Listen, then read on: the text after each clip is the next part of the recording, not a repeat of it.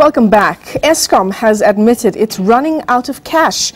It'll be shutting off power to municipalities and thousands of households to recover 11 billion rand owed to it. It needs 20 billion rand to remain operational, but its cash reserves are well below this figure. Well, ENCA specialist reporter Karen Maughan is at Megawatt Park for us. That's Eskom's head offices this morning.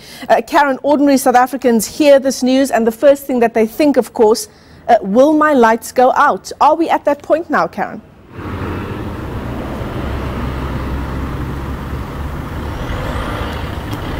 Well, I think the big issue that Eskom is saying is that essentially it just doesn't have the capacity to keep for defaulting electricity users. So essentially what they've said is that they've cut off power to 17,000 households in Soweto.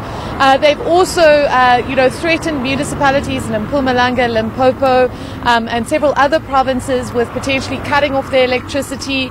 They say that that strategy has been fruitful for them, that they've been able to recover some money of the 11.2 billion rand that is still owed to them by defaulting municipalities and electricity users. But it really just seems to be at this point quite a drop in the ocean. And the real factor here is that Eskom is at this time, at this moment, in hearings in Klerksdorp yesterday, Bloemfontein today, Johannesburg over the weekend, pleading with NERSA to grant it a 20% tariff rate increase, which will have profound consequences on every South African when NERSA makes that decision on the 7th of December.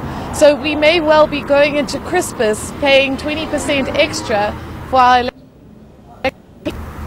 Well, Karen, as you say, the numbers are incredibly frightening. That report released yesterday showing that come the end of this month, Eskom will have 1.2 billion rand in hand, far short of a target of 20 billion rand.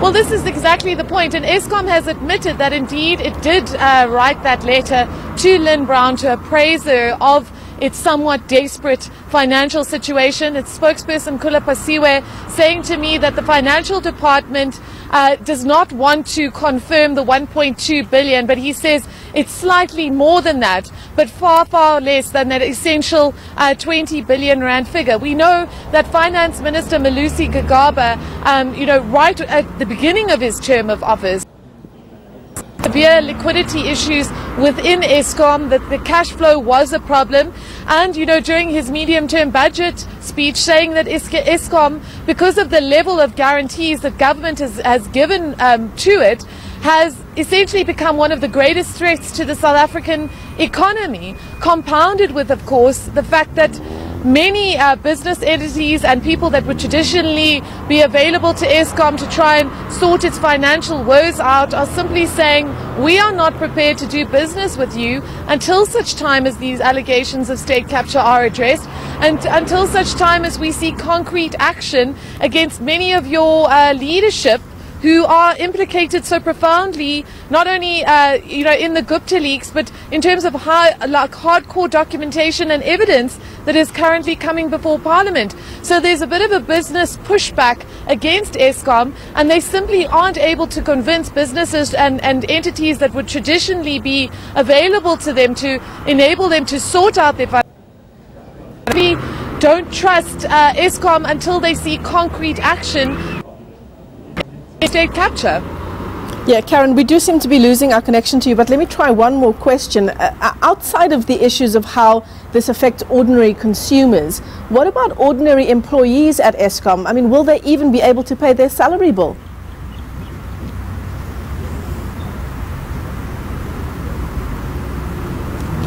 Well, at this point, Khula Phasiwe is saying that not a factor, that Eskom is not on the brink of insolvency as has been reported. He's saying they will manage. He's also saying a bailout, that they have a strategy in terms of trying to claw back some of the money that is owed to them.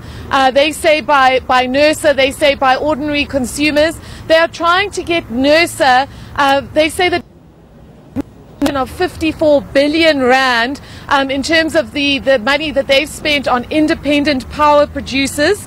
and that they are going to attempt to claw back that money. But what that means in real terms is that NERSA may then increase that tariff increase to try and make sure that some of that money is provided to them.